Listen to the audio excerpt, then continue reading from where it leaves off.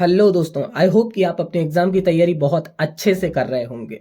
दोस्तों, इस वीडियो में मैं आपको ऐसी कुछ इडियम्स एंड फ्रेजेस बताने वाला हूं जो कि बार बार इंग्लिश के एग्जाम्स में रिपीट होती रहती हैं।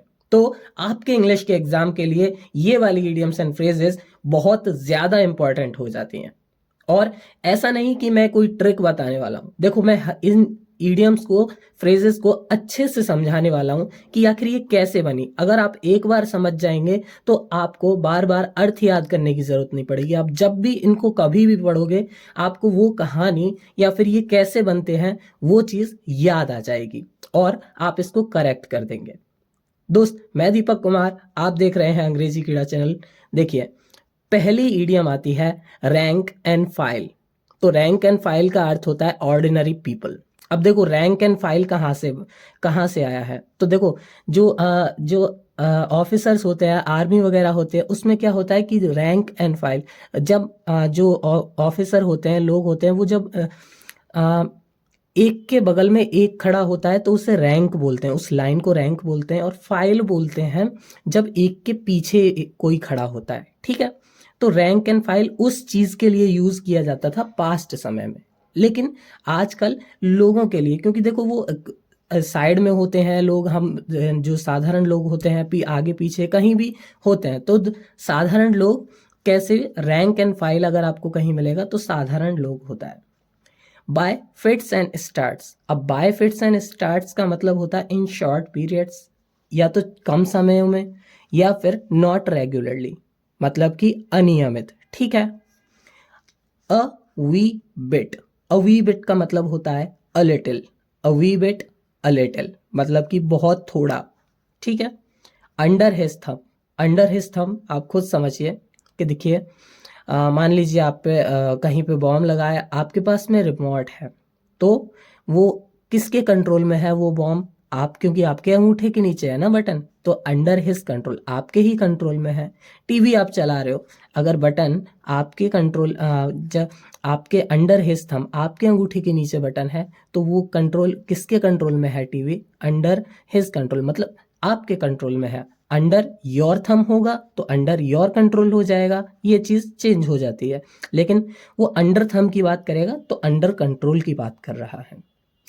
नेक्स्ट आता है, देखो, out of the words. Out of the words, तो देखो सबसे पहले ये चीज समझो कि out of the words, words में होता है जंगल। देखो, WOOD, वुड में होता है लकड़ी, और अगर एस लगा दिया जाए तो प्लूरल नहीं होगा, लकड़ियां नहीं होगा, इसको बोलते हैं जंगल। तो देखो, आउट ऑफ द वर्ड्स, जब कोई इंसान जंगल से बाहर निकल आएगा तो फ्री फ्रॉम द डिफिकल्टीज, देखो डेंजर्स, खतरों से, देखो जानवरों से बच जाएगा, उसकी जो भी परेशानी होंगी उससे तो फ्री हो जाएगा, वो स्वतंत्र हो जाएगा।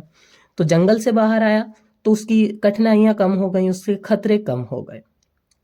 नेक्स्ट आता है at one's at one's wits end.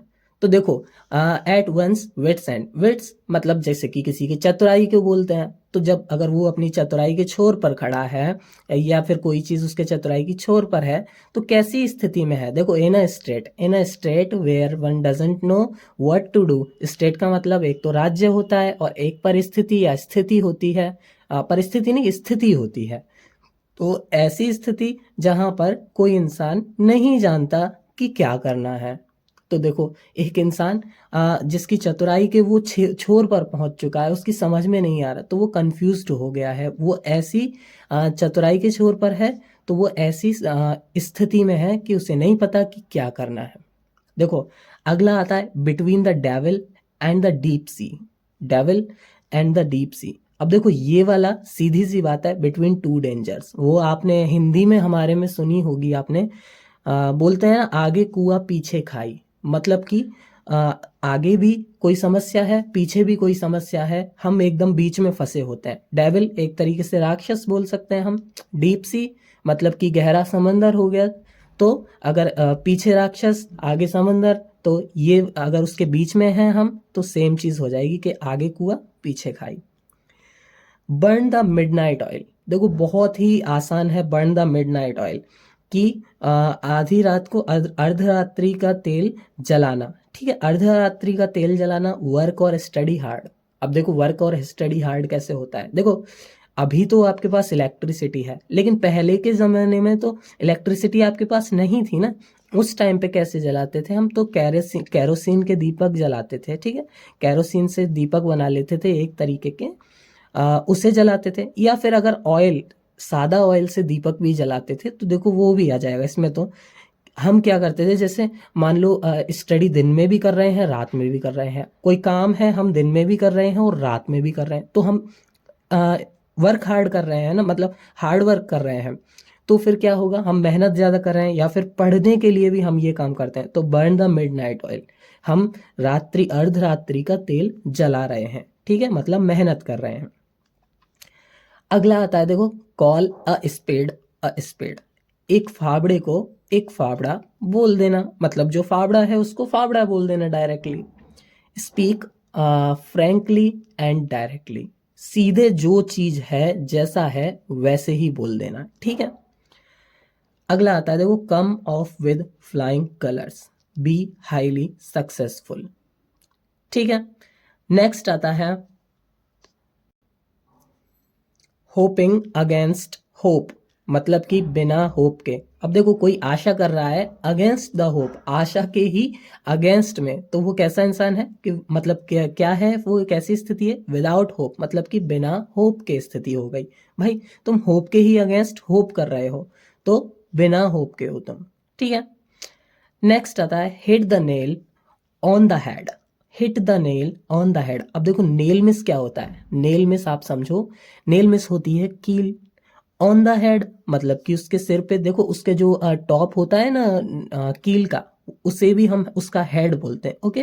तो hit the nail on the head. अब देखो कील है, कहीं पे कील निकली हुई है, थोड़ी सी उठी हुई है अगर बेंच वगैरह में, तो क्या करोगे आप, क्या करोगे उसे सही करने के लिए। अब देखो गलत है ना, वो थोड़ा सा उठी हुई है, तो आप क्या करोगे, सही करने के लिए उसे हिट करोगे, मतलब हथौड़ा लाओगे और उससे एक बार उसके ऊपर टॉप पे मारोगे, हेड पे मारोगे उस कील के, तो वो ठीक हो जाएगी, सही हो जाएगी। तो सेम चीज, इसका अर्थ है डू और से द एग्जैक्ट थिंग, या फिर राइट थिंग या करेक्ट थिंग।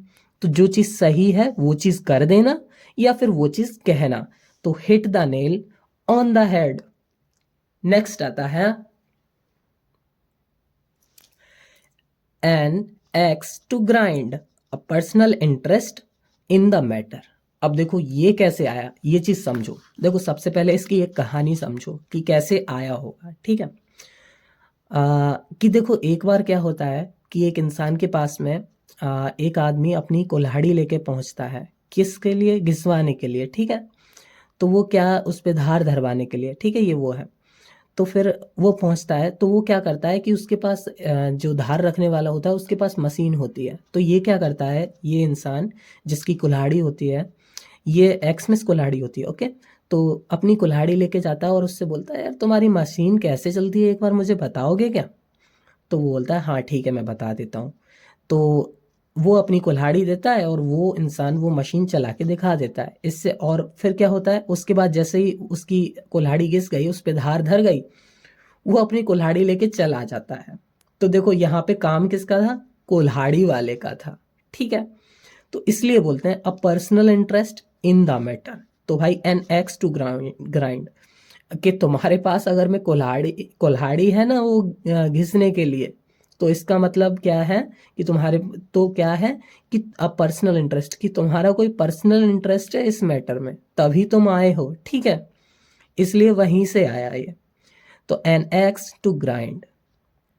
नेक्स्ट आता है हम to get rid of. Get rid of का देखो मैं कहूँ तो ये इतनी कॉमन हो चुकी है कि आपको ये याद होना चाहिए। गेट रिड ऑफ मीन्स होता है पीछा छुड़ाना, डिस्पोज ऑफ, ओके।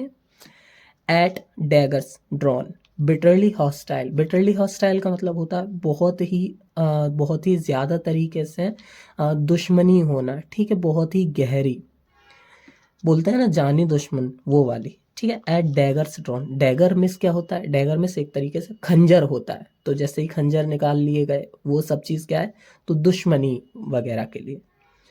दोस्तों यही वो इम्पॉर्टेंट इडियम्स और फ्रेजेस थे जो आपके एग्जाम के लिए बहुत ज़्यादा इम्पॉर्टेंट है।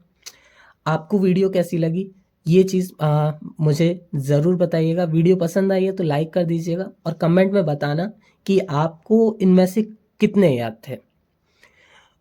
इस मेरे चैनल पर इस तरह की वीडियोस आपको रोजाना और बहुत सारी मिल जाएंगे, तो इसीलिए चैनल को अभी सब्सक्राइब कर लीजिए।